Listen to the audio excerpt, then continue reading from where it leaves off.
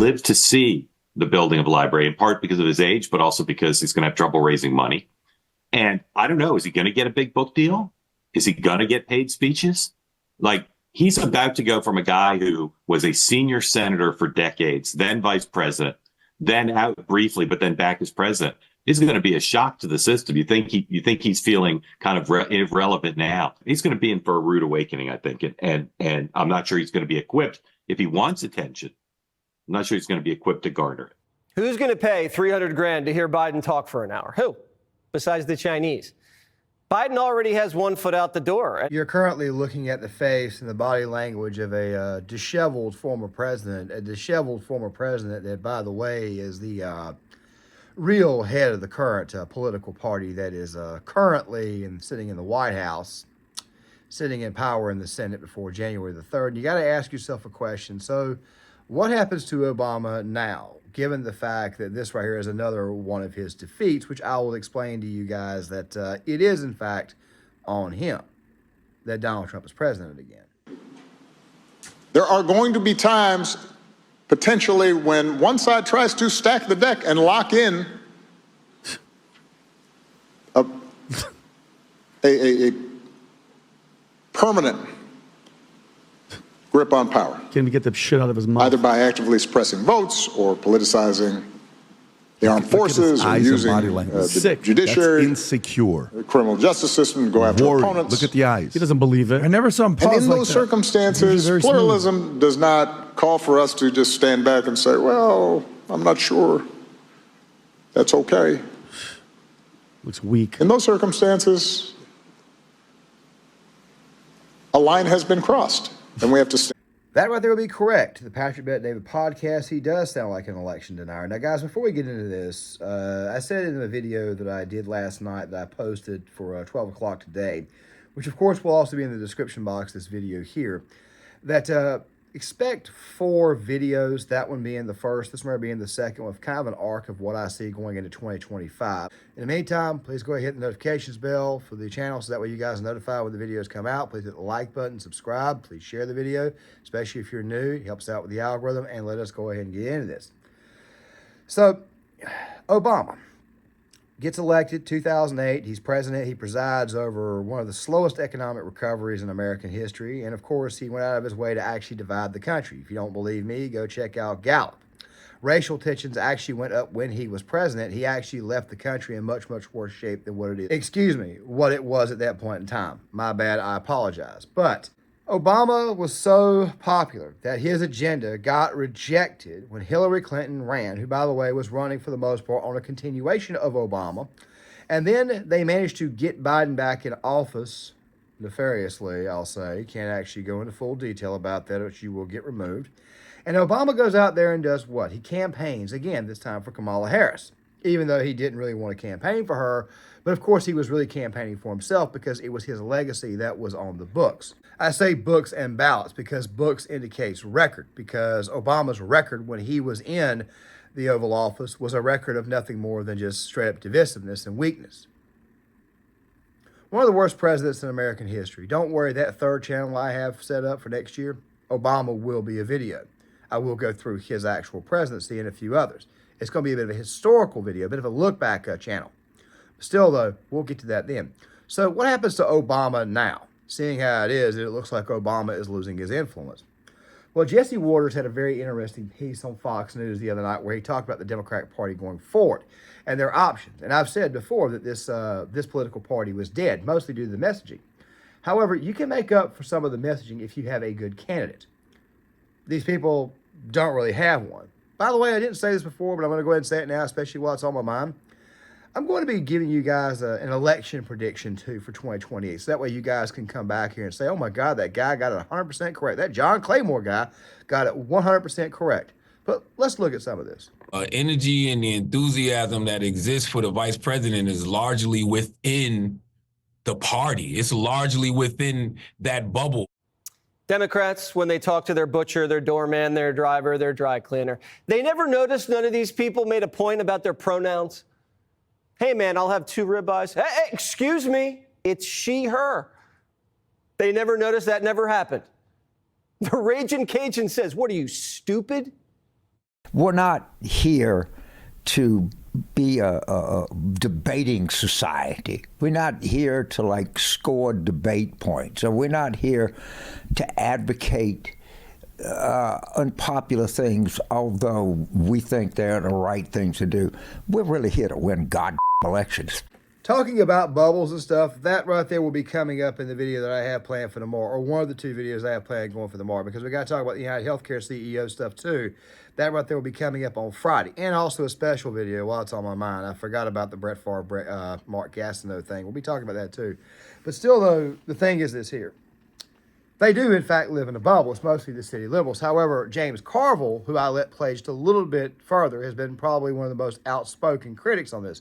Carville, a while back, stated that the Democrats have a certain amount of stink on them that they're not going to be able to get off. And it's probably going to take a few election cycles for them to get that off. I think he said it was 2, and most people automatically assume that maybe he was talking about midterm cycles, but I think it's much, much longer than that. I believe that Republicans could very, very well have control of the country going forward for a very long time. Go back to Obama's opening speech, basically saying that, he basically went out of his way to say that Republicans were going to be in charge for a very, very long time. He's trying to whip up the crowd. But like I said, we'll talk more about that in the video they have on the United Healthcare CEO, because it looks to me like Obama's still going to try to continue to work even while Trump is in office for his second term. A term of which, by the way, he's probably not going to have too many limits on, especially given the fact that he's not got to worry about re-election. However, there are a few people on the Republican side of the aisle that can carry the mantle, as I'll talk about briefly at the very end. Democrats, on the other hand, don't really have anybody to carry the mantle. They don't have anybody to carry the Obama mantle. But, of course, when you see this, you're going to think to yourself, man, these people really and truly are tired of Obama, and they want him gone. But let's continue. You were creating an impression of a standard that you never had any intention of holding up yourself. And the Democrats have proven the problem with their actions. Those New York cases, Charlie, were crap. And they only brought them to try to slow down Trump. We both know it. And what they did with Kamala Harris is proof that they don't give a about any higher standard. They didn't even allow for democratic process in their own stupid little club where they can do whatever they want. It's more than just an issue of not trusting Democrats. Americans can't even hear them because their delivery vehicle's broken. Kamala's campaign guy says the party structure, it's basically a teardown. For the left, our amplification ecosystem is the mainstream media in Hollywood. And the mainstream media in Hollywood, A, don't really mess with us, or don't really, they're not like actually allies. And they're not where these voters who don't want to pay attention to politics are. Like, we're sitting here at Harvard at a big event with the mainstream media, and this is like voters out there that we actually needed to reach are not seeing this. Now, the guy who's lamenting on the fact of how Kamala Harris lost, that right there, I think I've discussed that issue a lot since the election's been over with. But of course, the bit with Cuomo there. Now, here's the thing about Cuomo. Chris Cuomo, he won the Patrick Bet-David podcast a while back. Of course, he actually works for them on the side, or he was at one time. I don't know if he's still working there or not, but Chris Cuomo talked about this, saying that the Democratic Party needed to reform itself, and he basically hinted at the idea that he would be voting for RFK. Seeing how it is that RFK was running third party at the time, he felt that the Democrats needed to go back to that Kennedy mold. The Kennedy mold is not going to be coming back, at least on the Democratic side of the aisle. You're probably never going to see it again. That's how far the ideology has gone. That's how disconnected these people are with reality. All right, I'm just going to go ahead and lay that out there before I go any further. A lot of people believe that this country is divided because, certain areas have a different mindset than others, or certain ideologies. I tend to believe more in the areas thing, not meaning north and south or east and west. I think that what it really is city liberals, city libs versus rural conservatives. But those rural conservatives typically tend to be also small town conservatives. People forget that when you look at the country's when you look at the Census Bureau and you look at how the country is actually mapped out, you would come away thinking to yourself that roughly 2/3 of this country, maybe even more than that, lives in urban areas. However, the misconception is that those urban areas are all big cities. No, that's not always the case. There are always small towns, less than 100,000 people. And of course, if you actually look at the same census and you could actually carve out exactly how many people live in small towns, it's probably about I'd say probably right around 50% of the country, as far as the population is concerned, maybe a little bit more, actually lives in those small towns and rural areas. Where it is the suburbs are probably right around 20 some odd percent, and the major metropolitan areas are right around 30%. I know the math doesn't really add up the way I kind of list that, but I'm just giving you guys a bit of a general idea. We may do a video in the future narrowing it down much, much further, but I just figured I'd throw that out there before we go forward. Basically, the Democratic Party has become the party of the coastal elites. That right there is what the hell has happened in this case.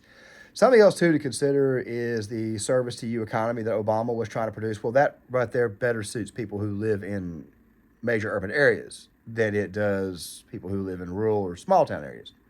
Just figure I'd say that before we go any further.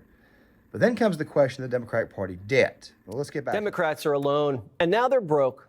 Kamala blew through $2 billion and left her party in debt. So the donors turned into tightwads. Joe might never break ground on his presidential library. And now we're hearing he's canceled from the speaking circuit. Talk for an hour. Who? Besides the Chinese. Biden already has one foot out the door. And at this point, he's more worried about his own legacy than he is about mending fences. Sources inside the Biden world say Biden doesn't think he owes anything to a party that launched a mutiny against his presidential bid. Debt to the donors, I think, is a different conversation altogether. Trying to erase Biden from the history books is something that they'll never be able to do. The reason why is because the Biden administration, the 4 years that Joe Biden has been in office, and of course he's still in office, is going to be etched into the brains of every person going forward. Even some Democrats who voted against Trump just because it was Trump. And as I've said this right before, Trump derangement in some people will eventually dissipate, and you will begin to see some of these people begin to wake up and come out of their haze, which is orange man. Probably have that video be the last video before the Christmas video as kind of like a parting shot, kind of a parting message to things to come in 2025. But the fact of the matter is this right here. Even a lot of never Trump Republicans are going to admit that, hey, look, I was wrong. I shouldn't have done this. And of course, they'll probably throw their support behind the Republican nominee, which will probably be another video in the future. But I did say that I'd give you guys a bit of a prediction of what happens going forward. But the thing is this right here. Barack Obama, for the most part, is the Democratic Party head, and he was ultimately the one, even though he begrudgingly did so, he's ultimately the one who put Joe Biden out there to be the nominee, gave him the overall support, even though he didn't want to give it to him at the time. And the American people will never forget the damage that the Biden administration has done to this nation. The border crisis is probably the most egregious. We have God knows who in this country right now. We have no idea how many. My God, I've done a lot of videos on it. As a matter of fact, a lot of my subscribers, especially subscribers over 2023 and 2024, came as a result of those videos. And while I could hear somebody saying that Obama deported over 3 million people, he was the deporter-in-chief. Yeah, he deported 3 million people, but we have no idea exactly how many people came in or if the number is higher than what he deported. You see, as you're deporting somebody, somebody else is also coming in. And the border was basically Swiss cheese when Obama was in office. It was Swiss cheese when Bush was in office, too. Trump's the only one to actually come out here and say we need an actual strong border. Bill Clinton was about that, too, but then all of a sudden it became politically inconvenient for Democrats to be tough on the border. But we're not done. We haven't gotten to the real topic of Obama, which we're going to get to now. Why the Democrats get wiped out? Biden's leaving, and the top 3 words that voters use to describe him: old, falling, and inflation. That's according to a survey by the Daily Mail. The party elders are toast. Biden's going to live in disgrace in Delaware. Pelosi, I'm not going to say she's past her prime. I would never say that about a woman. But let's just say she should spend more quality time with Paulie P. Bill Clinton, me too. Hillary couldn't even sell her play over here on Broadway. So the Democrats are faced with a choice: Trump derangement syndrome or come for the king. Journalist John Cass says to move forward, Democrats must oust Obama. This is his mess. He orchestrated a coup. He installed Kamala and his whole team. Now the party's in shambles. Even his hometown's over it. A lifelong Chicago Democrat says, I think Barack is already finished, already old news. Democrats don't have to find somebody to take him out. He's already taken himself out. Cass says Trump had the guts to pull the Bush dynasty and their endless wars out of the GOP by the roots. And in November, the Republicans pulled off a sweep. Will a Democrat with Trumpian... Basically, the Democrats don't have anybody to prop up. They have nobody. Hillary Clinton is like in her late 70s. Biden is not going to run again. Kamala Harris, her career is dead. And while they would love to give you the impression that a governor in Pennsylvania by the name of Shapiro is their way, I need you to go ahead and know right now that the current Democratic Party did not want him to be Kamala Harris's VP because he's Jewish. The Democrats have gone the line of anti-Semitism. They've gone the line of anti-Israel. They've gone that line. So, no, Josh Shapiro has no chance of winning a general election, even if he becomes a nominee. Gretchen Whitmer, nobody likes her. Just look at her facial expressions at the end of every single interview. The Democrats don't have an option. So, you're not going to be able to get rid of Obama. But how much influence does he really and truly have? Well, let's go ahead and get to that part. You talked about this before. He stole the tech. He took a page right out of the Nazi minister propaganda, Joseph Goebbels' book, accused the other side of which you are guilty. And we talked about it on the other podcast. They need to check. I want to know your thought on this. These are the expired Democrats. This whole rhetoric that this guy's been doing when he was talking to the young black voters, he's like, "You got Kamala's black. You guys have to vote for Kamala." It's like the shock of why they're losing everybody. It's not just left. Everybody's moving away from these people. Because if we're going to be honest, this has become the party of hypocrites. Okay, they're the actual racists. They're the corrupt ones. They're the ones that cheat elections. All right. They want young children to chop off their genitalia, and these are facts. They want to have them mutilate themselves. They want men and women's sports. Facts. This is only a left men and women's sports. Men and women's sports. They want open borders. They want to use lawfare. Look at what he's talking about, Cheng. They're the party that literally weaponized the Department of Justice, the FBI to go after Donald Trump. The guy even got shot in his head. This type of attitude, this is done. And I just want to know, Cheng, are they not going to move on from these people? Let me say something. Correct. He would always accuse you of what he was guilty of. That right there was Barack Obama's MO. People got tired of it. People got incensed by it. Part of the reason why it is Obama is so daggone hated.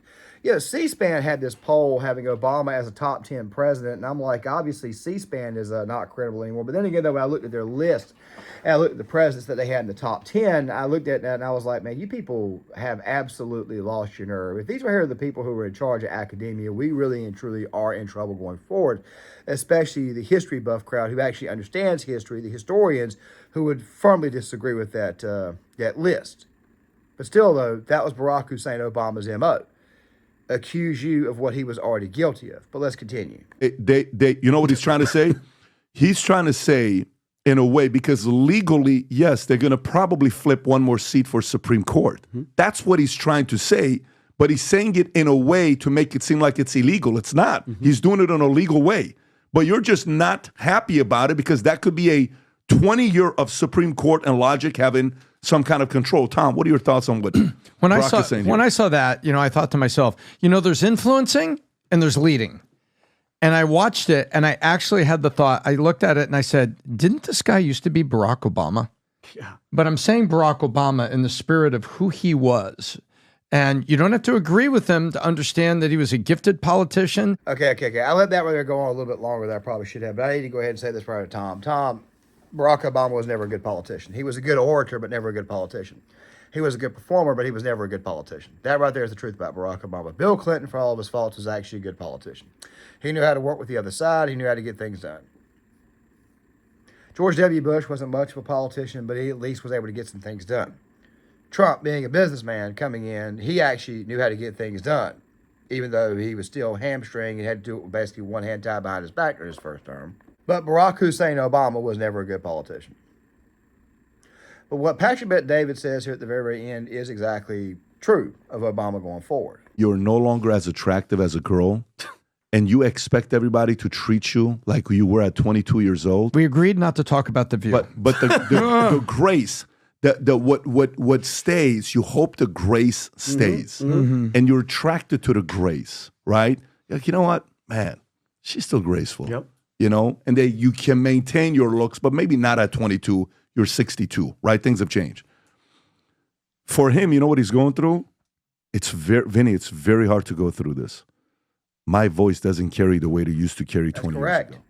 The influence is gone. However, it depends on how you describe the term influence. Influence as in the ability to actually manipulate, the ability to actually control, the ability to have your voice, go much, much further. I would say that in 2016, Obama had 100% influence over the Democratic Party. I would say, given what I have read in the book Lucky, or the story of how Joe Biden barely won the presidency in 2020, I would say his influence was down to about maybe, I would say bring 100% down to about 75%, maybe 70%. The radicals and the new left thought they had more control, but they really didn't. Given the fact that in 2024 that Obama wanted Joe Biden removed, but struggled and was a little bit hesitant to do so, I would say that I would bring that total down to about 50%. Now, what about going forward? Well, that influence will probably still be right around the same. You're never going to be able to get rid of Obama because he's your biggest fundraiser. However, that right there comes back to Obama, the man himself. Bear with me on this. When Obama was in office, there's a book out there by Ed Klein called The Amateur that detailed that Obama's biggest hurdle when he was president was not Republicans. It was actually his own Democratic Party. He claimed that Obama was smug. He did not want to, he thought he was the smartest guy in the room. He thought he knew better than everybody else. The whole, I've got a pen and a cell phone comment for executive orders, that really was aimed more at Democrats because Democrats were not willing to pass his agenda because his agenda was absolutely insane. You know, there was something that, and I understand it was Fox News who did this, but also CNN did this as well, and even MSNBC before they went full blown. People who brought it up ended up getting fired, don't work there anymore. They would bring up America's budgets. How many senators voted in favor of said budget and how many senators voted against? Well, they would bring up each budget proposal. And every budget proposal that Obama had would get 99 to 1 or 99 to 0 when it comes to the United States Senate. The Senate refused to approve his budgets. I could understand maybe 2/3. I could understand maybe even 75 senators rejecting my budget. But 99?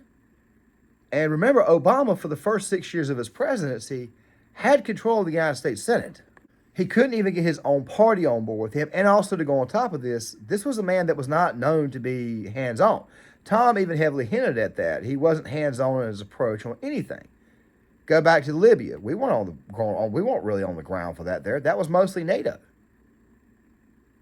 Now, Trump, of course, has taken the same approach when it comes to Europe with Ukraine. NATO needs to be off, but that's actually a NATO affair.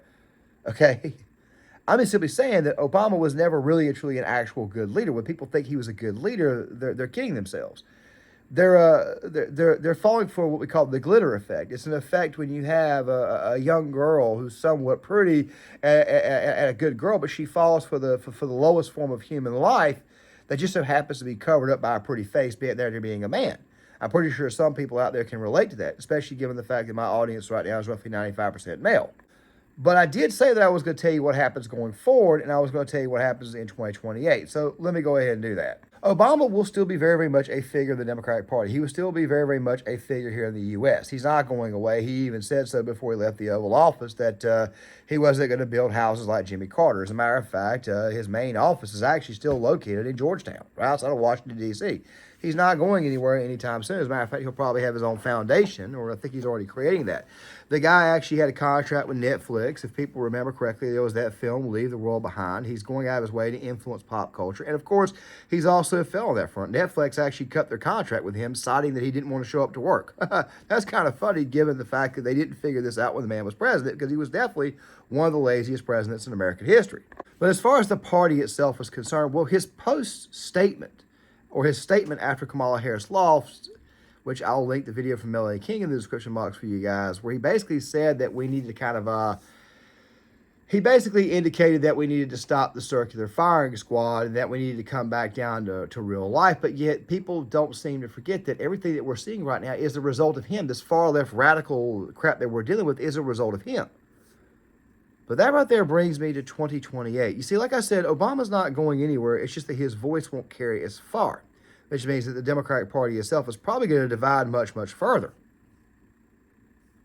But he'll still have control, enough control to get what he wants next election cycle, as far as the Democratic Party is concerned. Obama, you probably won't see him fully be defeated until probably 2028. And let me go ahead and tell you how that's going to work.